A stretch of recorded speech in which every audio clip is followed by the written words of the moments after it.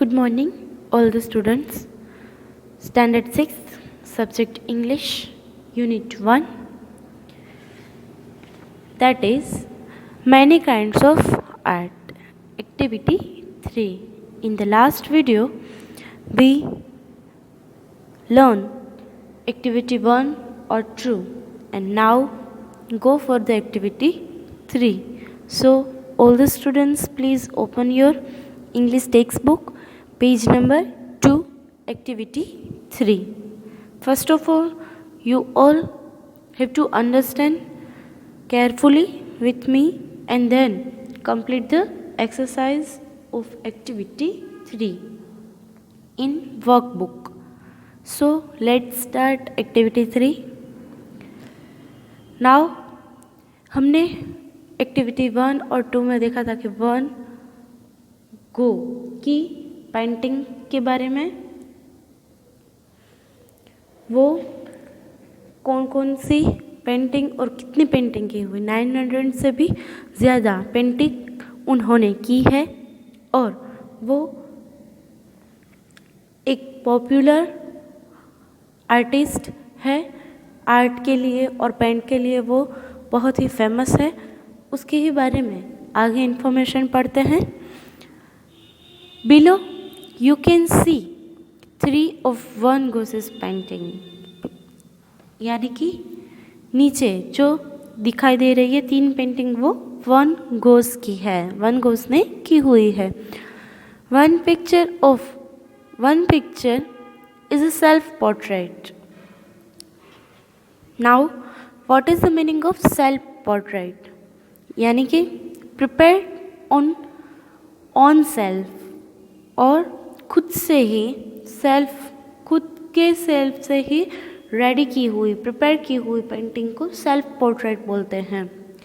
That means it is painting that one goes painted of himself. Okay, one picture is a self portrait. That mean it is a painting that one goes painted of himself. The way an artist paints, the colors he chooses and the shapes he like are all part of his style. क्या बोलते हैं कि artist की जो paint करने की style होती है वो क्या है? The way an artist paint, कौन से तरीके से ये आर्टिस्ट ने पेंट किया हुआ है? तो कि कलर्स ही चूजेस, यानी कि जो कलर है जिसके हिसाब से उन्होंने चूज़ किए हुए हैं। The shape he likes are all part of his style. ये सब है जो वो उनकी, हम सबको पता है कि ज़्यादातर आर्टिस्ट स्टूडेंट सबकी अलग अलग स्टाइल होती है अपने आर्ट को प्रेजेंट करने की। Van Gogh's paintings are all of different subjects, but the style of all 3 is the same, meaning that in each of his paintings he used the colors and shapes that he liked. अब यहाँ पे क्या बताया गया है कि Van Gogh की painting different subjects के paintings are all of different subjects, यानी कि सब ये तीनों पेंटिंग है उनका सब्जेक्ट क्या है? डिफरेंट है, but style is same style से पेंट की गई हुई है। मीनिंग दैट, उसका मीनिंग क्या होता है कि in each of his paintings he use the colour and shapes that he liked, यानी कि वन को जिस तरीके से, जिस स्टाइल से शेप्स और कलर्स चाहिए होते हैं उसी तरीके से एक ही स्टाइल में ये तीनों पेंटिंग की गई हुई है। Look at the paintings carefully. What colors and shapes do you think that Van Gogh liked? These are part of his style. और हम सबको पता है कि look at this picture carefully and what color and shapes do you think that Van Gogh liked and there are part of his style. और ये जो सब है वो वन गो की पेंट करने की स्टाइल से कन्वर्ट है। देन उसके बाद activity 3, let's use the words of describe the style of painter. describe Van Gogh's styles. Name at least 3 things that all the paintings have in common. Use as many describing words as you can. अब यहाँ पे क्या बताया कि describe करना है हमें क्या, तो कि उसके स्टाइल के बारे में those things who common in 3 paintings. To describe Van Gogh's styles of painting, we can derive the following 3 common features. That is the first sentence.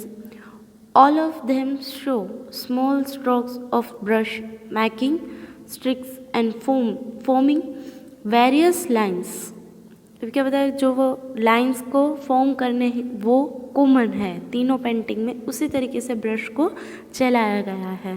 Then second है, all of them so that they are mixture of different colours. Vivid colours convey passionate feelings of the painter. Chiefly we can see different shades of blue colour के ही हम देख सकते हैं कि different shades यहाँ पे दिखाई दे रहा है. And then third, he must be using a big medium and small brushes to form lines that give impression of 3D shapes. और थर्ड कॉमन थिंग है कि डिफरेंट 3D शेप्स के लिए उन्होंने जो small big medium brushes use किए हैं line को फॉर्म करने के लिए, वो भी कॉमन है. ओके, दिस थी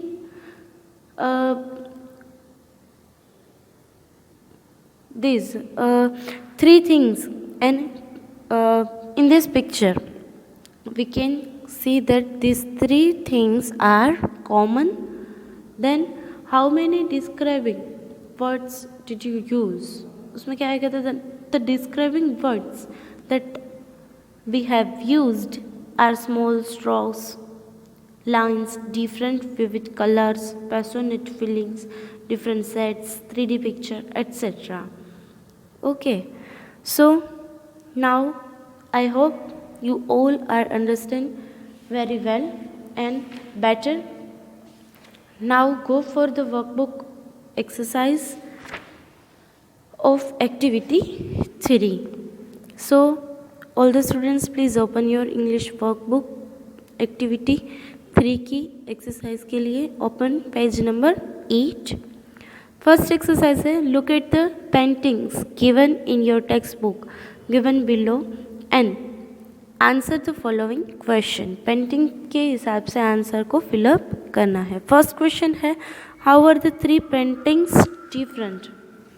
ये जो 3 पेंटिंग्स है वो डिफरेंट किस तरीके से हैं. आंसर आएगा, all the 3 paintings are different in subject. उसके जो सब्जेक्ट मैटर है उस हिसाब से उसके अनुरूप जो ये 3 पेंटिंग्स है वो डिफरेंट है. Then second question, what is school style of painting. Style of painting mean the colours and shape that the painter use for painting. जो पेंटर है वो कलर्स और शेप को यूज़ करता है, उसको हम स्टाइल बोल सकते हैं किसकी, पेंटिंग करने की. Then third question, do you find any different in style of all the 3 paintings and how. Answer आएगा, all the 3 paintings have the same style of painting even if the subjects are different. Van Gogh has used the same style. Colours in particular colour के लिए उन्होंने same style use की है. Then list of describing words you and your classmates would like to use for this painting. वो आपको खुद लिखना है आपके हिसाब से. देन फिफ्थ क्वेश्चन है, what is the self portrait. Self portrait क्या है. आंसर आएगा, self portrait is a painting prepared on oneself as subject. Okay, then sixth और last question है, what is common in all the 3 paintings given above. जो ऊपर दिए गए paintings में से कॉमन थिंग क्या है वो हमने पहले ही देखी, वही आपको लिखनी है। So here activity 3 is complete. Now in the next video we will go for the activity 4. Thank you.